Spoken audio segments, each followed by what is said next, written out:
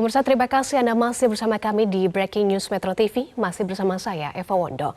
Dan kami masih terhubung dengan pakar hukum pidana Jamin Ginting. Bang Jamin, tadi ada keterangan yang disampaikan oleh kuasa hukum terdakwa Kuat Ma'ruf, yakni Irawan yang menanggapi keterangan saksi hari ini tidak signifikan karena tidak berkaitan langsung dengan terdakwa. Tanggapan Anda terkait dengan hal ini? Mungkin PH-nya itu berpikir bagaimana kaitan hubungan langsung antara saksi dengan Kuat Ma'ruf. Ya tentu itu yang dikatakan benar kalau ada kaitannya dengan Reza, karena Reza kenal dengan Kuat Ma'ruf, dan bagaimana kaitannya dengan Vera yang seperti tadi saya katakan adanya ancaman dari Kuat. Tetapi kalau terkait dengan pembuktian adanya korban, terkait dengan dakwaan terhadap Kuat Ma'ruf, ini sangat signifikan. Karena pertama, ada korbannya itu mati karena tertembak, di mana tembakan tersebut ada Kuat Ma'ruf di sana yang dikenakan pasal 55. Jadi bukan dilihat dari sisi hubungan personal ya, tetapi kejadiannya, kronologi perkaranya yang sedang ingin dibuktikan oleh jaksa penuntut umum. Justru kalau Kuat Ma'rufnya, pengacaranya paham terkait dengan apakah penembakan tersebut pelurunya berapa, seperti tadi saya katakan ada 2 jenis atau lebih, dan dilihat mereka mayat tersebut seperti apa bentuknya, itu akan mengarah kepada apakah matinya orang tersebut disebabkan oleh peluru yang satu senjata atau 2 senjata, karena itu nanti bisa menguatkan pembelaan Kuat Ma'ruf sebenarnya tidak ada tindak pidana terkait dengan perencanaan tersebut. Jadi sebenarnya bukan hanya masalah kepentingan Kuat Ma'ruf saja yang akan dibela, tapi kepentingan bersama-sama di antara para terdakwa ini yang sama-sama dikenakan pasal 340 dan 338 begitu. Jadi kalau hanya cuma dipertimbangkan hanya karena Kuat Ma'ruf tidak punya hubungan dengan orang tuanya Joshua, itu sangat, kesempatan ini sayang sekali ya gitu ya. Penasihat hukumnya tidak mengambil kesempatan untuk memperjelas, karena kan tadi sudah dikatakan akan membuka sejujur-jujurnya. Dan inilah kesempatan kira-kira yang harus dimanfaatkan oleh kuasa hukumnya dan Kuat Ma'ruf dan RR untuk membuktikan benar nggak matinya orang itu benar-benar karena senjata satu jenis atau 2 jenis senjata tersebut. Itu yang sebenarnya harus diperhatikan tadi Mbak Eva.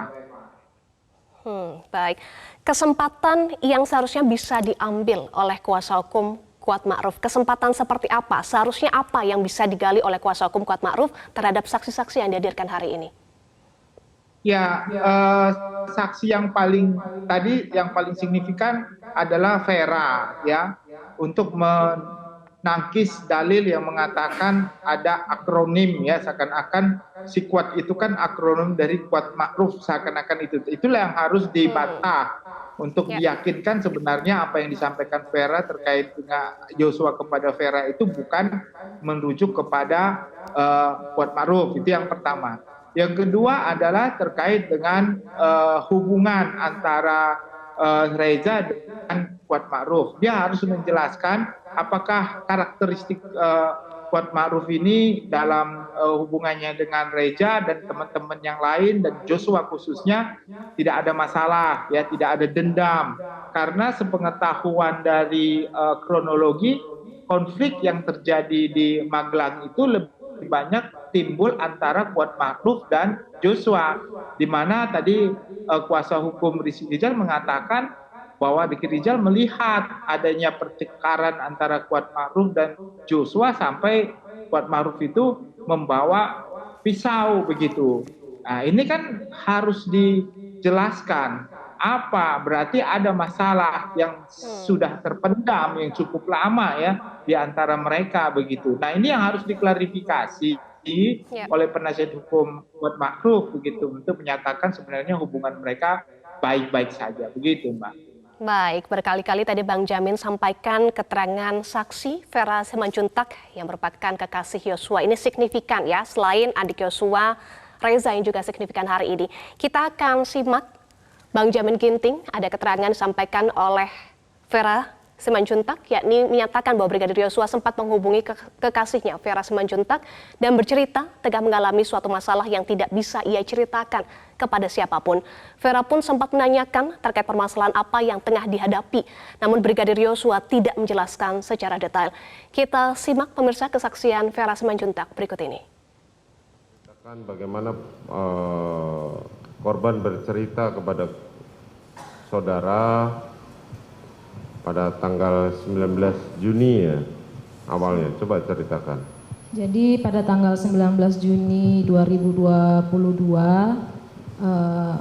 almarhum ini ngechat saya melalui WA. Oke. Dia minta maaf, abang minta maaf ya dek, dia bilang gitu. Minta maaf kenapa bang? Saya bilang, abang minta maaf kalau abang banyak salah ya dek, dia bilang gitu. Iya, minta maaf apa? Saya bilang, iya dek, takutnya abang nggak sempat minta maaf, dia bilang. Terus saya jawab, abang ini kayak minta maaf kayak apa baik, saya bilang kayak gitu. Kemudian pada tanggal 21 Juni, mendiang menelepon saya melalui video call di WhatsApp. Sekitar jam setengah 12 malam. Tiba-tiba dia video call saya, terus saya angkat, dia bertanya, lagi di mana dek? Dia bilang gitu. Terus saya jawab, lagi di rumah bang, kenapa? Nggak dinas, enggak. Ada yang mau abang bilang dek? Dia bilang gitu. Terus dia bilang, abang ada masalah dek, yang nggak bisa abang ceritain sama mama, sama bapak, sama adik Reja, adik Depi, Kak Yuni, bahkan ke adik, ke saya maksudnya. Terus masalah apa bang? Ceritalah, jangan dipendam sendiri, saya bilang. Enggak lah dek, biarlah aku yang nanggung ini semua, dia bilang gitu. Terus dia bilang lagi, kenapa kau masih nunggu abang dek? Dia bilang, ya karena aku sayang sama abang lah, saya bilang gitu.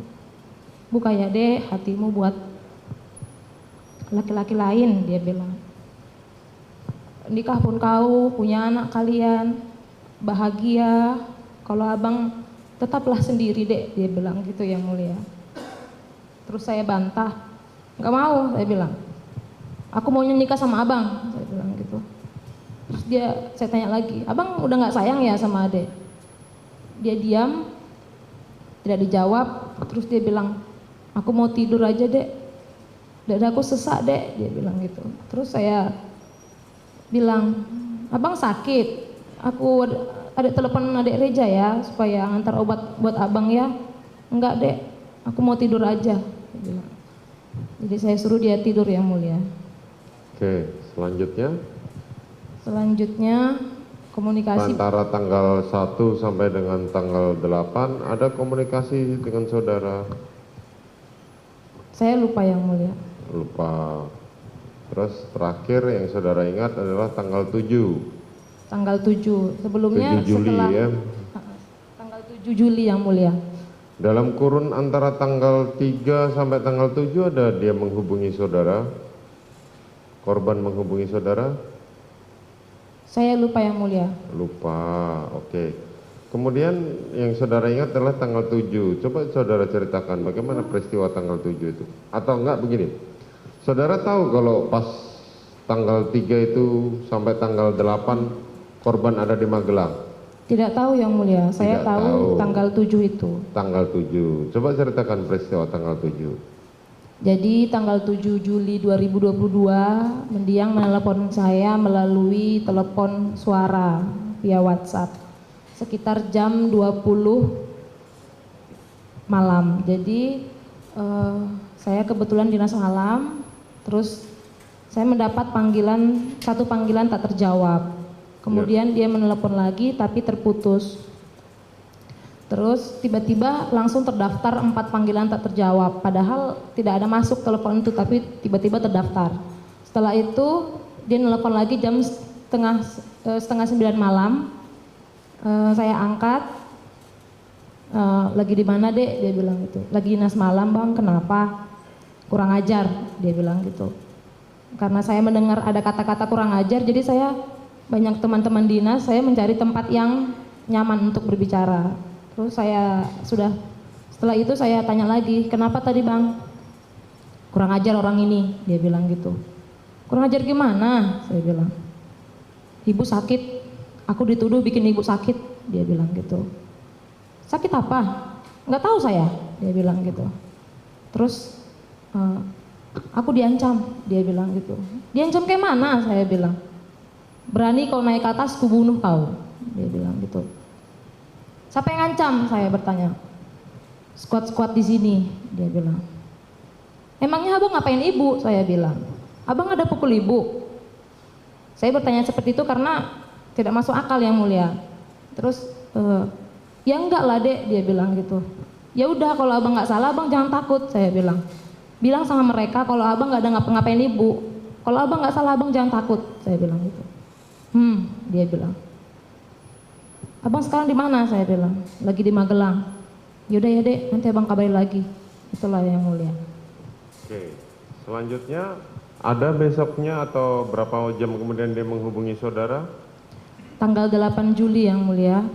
Ya. Sore hari jam 16:10. Saya mendapat 4 panggilan tak terjawab. Waktu itu saya dalam perjalanan dari Bangko membeli perlengkapan rumah.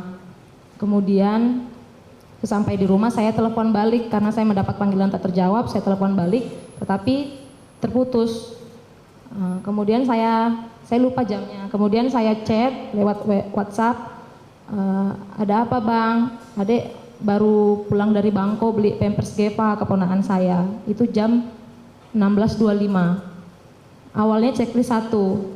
Terus padahal nomor mendiang tidak pernah checklist 1. Terus tiba-tiba centang biru 2. Sudah dibaca, di read. Kemudian saya tunggu-tunggu balasan, tidak ada balasan. Akhirnya saya telepon jam 16.31. Diangkat berdering, terus kenapa bang? Saya bertanya. Nanti abang kabarin lagi. Itulah yang terakhir yang mulia. Itu yang terakhir, apa itu 16.30 saudara sempat berkomunikasi dengan korban ya? 16.31, iya yang Iya 16.31, terus sampai akhirnya jam berapa saudara mendengar kabar bahwa korban sudah meninggal dunia? Kemudian mendengar kabar itu sebelumnya saya nelpon lagi sekitar jam 9 malam tapi sudah tidak masuk. Saya chat ping P gitu tidak checklist 1. Terus saya mendengar kabar tiba-tiba sekitar jam 10 malam adik Depi nelpon saya sambil menangis gitu. Dia bilang, Kak abang ditembak kak, dia bilang gitu. Terus saya bertanya, ditembak kayak mana? Saya bilang. Terus abang sekarang di mana dek? Abang lagi diotopsi kak. Mendengar itu saya langsung menangis ya. Ya, Bang Jamin, kita sudah simak keterangan dari Vera yang sampaikan soal riwayat komunikasi, ada masalah yang tidak bisa diceritakan oleh Yosua dan ada dugaan ancaman squad.